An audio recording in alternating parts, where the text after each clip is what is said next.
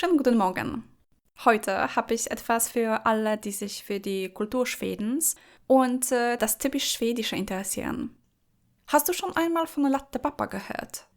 Als ich den Begriff zum ersten Mal gehört habe, war ich sofort neugierig. Was bedeutet er?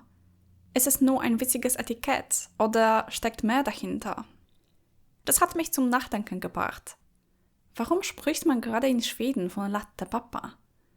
Schweden ist bekannt für sein großzügiges System der Elternzeit und seinen Einsatz für Gleichberechtigung. Aber wie sieht das in der Praxis aus? Genau diese Fragen wollte ich beantworten. Ich dachte, es wäre spannend, das zu erforschen und ein bisschen mehr darüber zu erzählen, was ich dabei gelernt habe. In Schweden nehmen viele Väter Elternzeit und kümmern sich aktiv um ihre Kinder. Sie werden oft scherzhaft Latte Papas genannt, weil man sie häufig mit Kinderwagen und einem Kaffee in der Hand in der Stadt sieht. Ich habe dazu ein paar Artikel gefunden und möchte sie mit euch teilen. Sie sind zwar nicht mehr ganz neu, aber ich denke, das Thema ist immer noch aktuell. Da ich nicht in Schweden lebe, kannst du mir gerne sagen, ob sich inzwischen etwas verändert hat. Einer der Artikel im Guardian erzählt von einem britischen Mann, Richard, der in Malmö zum Latte Papa geworden ist. Er berichtet, wie er mit seiner Tochter zu Hause geblieben ist und versucht hat, sie zu beruhigen. Aber nichts hat geholfen. Stattdessen bemerkte er, dass diese Versuche eher ihn selbst beruhigt haben. Abends war er erschöpft und erkannte, wie viel Geduld und Energie es braucht, ein kleines Kind zu betreuen. Mit der Zeit lernte er, die Bedürfnisse seines Kindes in den Vordergrund zu stellen, geduldig zu sein und seinen Lebensstil anzupassen.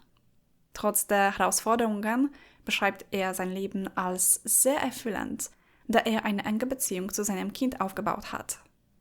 Das ist ein Beispiel dafür, wie Latte Papas die Elternzeit erleben. Ein Alltag voller Herausforderungen, aber auch voller Belohnungen. In anderen Ländern ist es noch selten, dass Väter Elternzeit nehmen und deshalb machen viele Männer solche Erfahrungen nie. Richard meint, dass andere Väter das oft nicht nachvollziehen können. Er gibt auch zu, dass er vorher keine Vorstellung davon hatte, wie viel Arbeit seine Frau leistet. Erst durch die Elternzeit wurde ihm bewusst, wie viel Verantwortung er selbst übernehmen kann. Er hat den Unterschied zwischen einem Teilzeitvater und einem Vollzeitvater erkannt. Wenn man täglich mit seinem Kind zu Hause ist, muss man sich an dessen Rhythmus anpassen. Solche Erfahrungen können nur Eltern machen, die wirklich Zeit mit ihren Kindern verbringen. Ein anderer Artikel beschreibt Latte Papas aus einer anderen Perspektive, ihrem Stil. Sie gelten als moderne Männer, oft mit gepflegtem Bart, die ihren Kindern problemlos die Nase putzen und Windeln wechseln. Sie verbringen auch Zeit in der Stadt mit ihren Kindern und sehen dabei gut aus, in weißen Hemden, Jeans und Lederschuhen. Diese Väter sind nicht nur praktisch, sondern auch männlich und stilvoll zugleich. Sie haben ihre Rolle als moderne Männer angenommen und stehen für Gleichberechtigung. Mit ihren Kaffeebechern und Kinderwagen sind sie ein Symbol für den neuen Vater. Aber warum ist Schweden besonders bekannt für seine Latte Papas? Das schwedische System unterstützt nicht nur Familien, sondern fördert auch die Rolle der Väter im Alltag. Ein wichtiger Grund dafür ist das großzügige Elternzeitmodell. Eltern können 480 Tage aufteilen und erhalten während der meisten Zeit 80% ihres Gehalts. Außerdem gibt es Bonusregelungen, die beide Elternteile dazu ermutigen, Elternzeit zu nehmen. Ab Juli 2024 können Eltern sogar bis zu 45 Tage ihrer Elternzeit an Großeltern weitergeben, was die Familie insgesamt noch stärker macht. Alleinerziehende können bis zu 90 Tage weitergeben. Latte Papas sind auch Teil eines größeren Wandels in der Wahrnehmung von Elternschaft. Studien zeigen, dass Vaterschaft Männer körperlich und emotional verändert. Testosteronwerte sinken, während Oxytocin, das Liebeshormon, ansteigt. Auch die graue Hirnsubstanz nimmt in Bereichen zu, die mit Belohnung, Bindung und komplexen Entscheidungen zusammenhängen.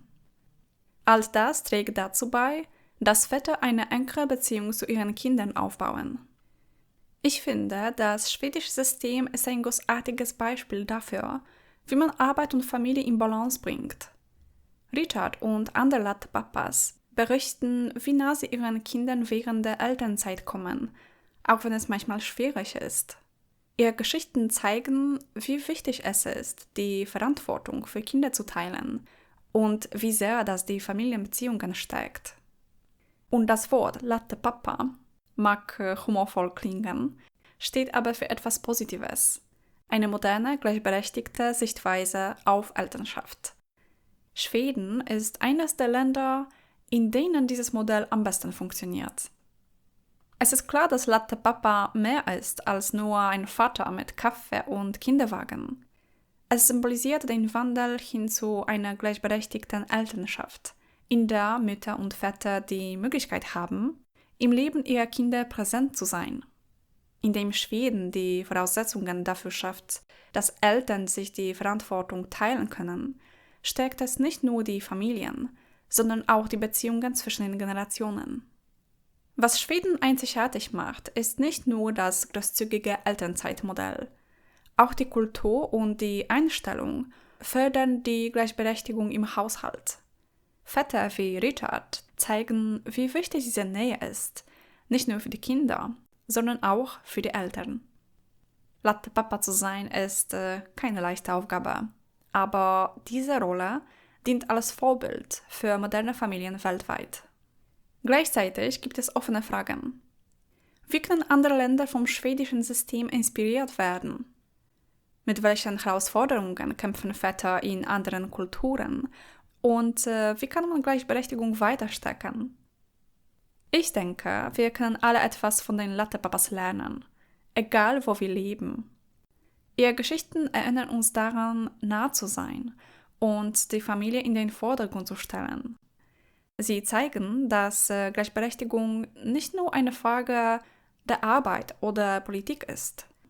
Es geht auch darum, den Alltag gemeinsam zu meistern.